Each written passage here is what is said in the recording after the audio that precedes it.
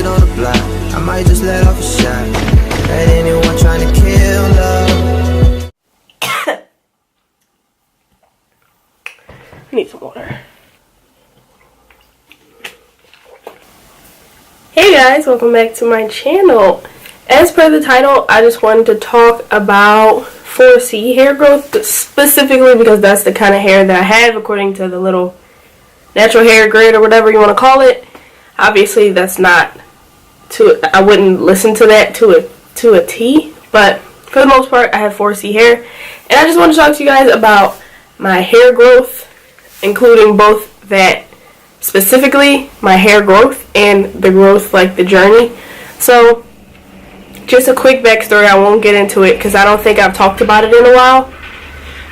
My hair has pretty much always been color treated or processed in some sort of way for the most part of my life. So I was that girl whose mom put a perm in their hair. I used to get pressing curls all the time, and then once I was old enough to experiment with color at like, I want to say 14, I started coloring my hair all types of crazy colors. Well, at first I would wear sew-in weaves and pick like different color weaves, and then I started dyeing my own hair, which was permed at the time. So that was a horrible idea. It was a disaster. So with all that typical stuff that every young girl goes through, I'm sure, now I've learned a couple things about my natural hair. Number one, the best thing for me this past year or so is to stop obsessing over length.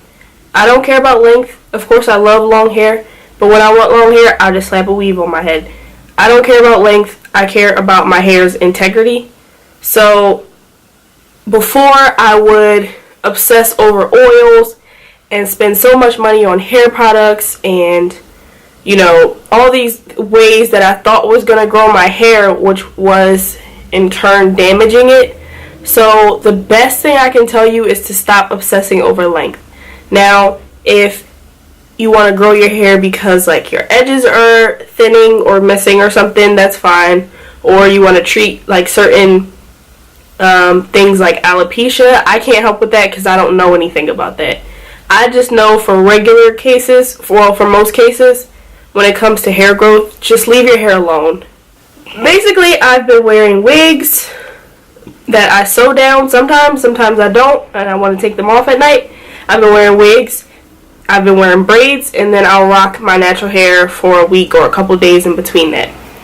Now, I know people that go straight through with just braids, weaves, or sew-ins, or whatever.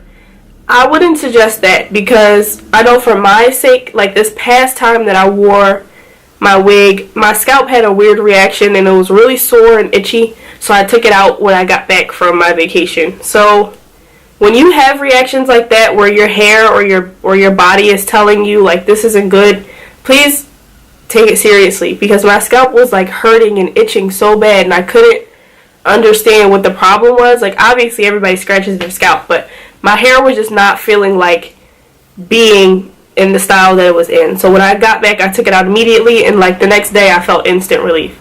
So I knew that meant my scalp needed to breathe for a while. So I took my hair out, washed it really good, and this is where I'm at in a bun.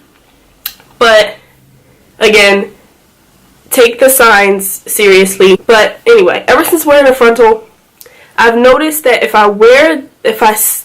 I do sew my frontal units down, it kind of rubs the perimeter of my hair, like even the back of my head, and it does this irritating thing after like 3 or 4 days. And I noticed one time I wore one of my units for a month, I want to say, and I did notice that it took some of my hair out, and that could be from the got to be glued, that could be from having the lace sitting directly on my hair follicles and like rubbing them away from scratching and manipulating or whatever. So it could be from a lot of different things. But once I noticed that, because I already have thin edges and it's just something that runs in my family. All the women in my family have relatively thin edges, not necessarily bald, but they're a little on the thinner side. So when I noticed that happening, I was like, oh no, I can't. I'm seeing some people mention it. You do not need to trim your hair that often after a certain point. If your hair is really damaged, yes. If you don't care about losing the length, I would cut it as much as you can. If you have like bleached fried ends that are not going to come back, in some cases the hair is just not going to come back. It doesn't matter if you sleep in conditioner for a year straight, it may not come back because it's just damaged and it needs to be cut off. So in extreme cases like that, yes, maybe you do need to trim every 6 to 12 weeks or whatever. I don't know, I'm not a hairstylist. But in my case, I only need to cut my hair, especially since I'm not dyeing it anymore currently. For like current as in like the last, this is like 6 or more months of growth. So I only trim my hair, I want to say 2 or 3 times a year. Usually 2, but like I said, it depends on how you're wearing your hair and what you're there. Also, I can tell you to stop obsessing over styles that may look different on 4C hair that you've seen on other people's hair types.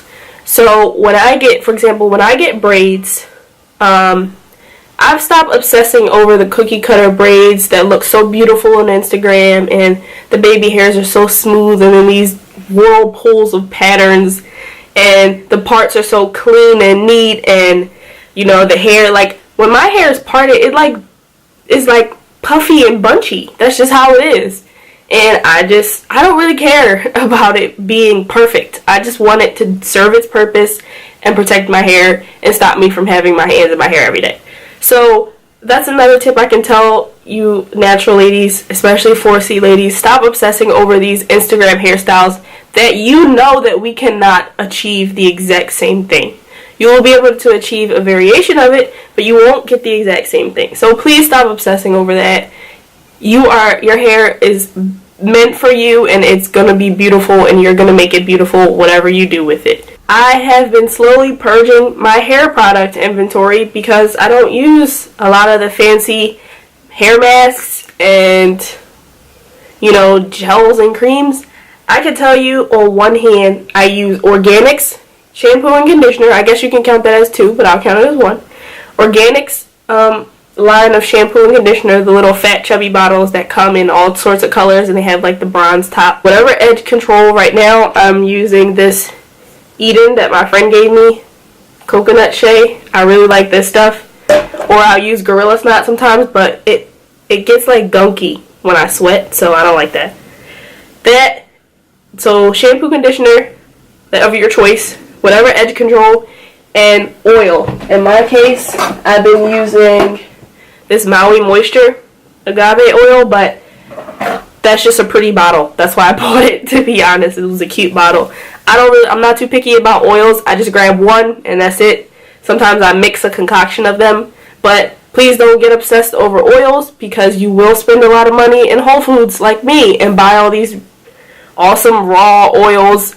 Obviously do your research, but just buy one. You don't really need to mix all of them together and make this luxurious stuff, especially if you're not going to use it, which I've done plenty of times. So pick one oil, use it. Pick 2 if you want. If you want to use it for different things, use it. So yeah, I think this video has been really long, so if you guys want to know more, let me know. If you want to see more, I want to do more hair videos outside of extensions. I love extensions, I love weave, I love tracks, bundles, hair world, hair industry, I love it. But I want to do more natural hair because that's something that you don't see all the time, and I want to show you guys what I do with my natural hair when it is out and about and in full effect. So yeah, let me know what you want to see, and I will see you in my next video.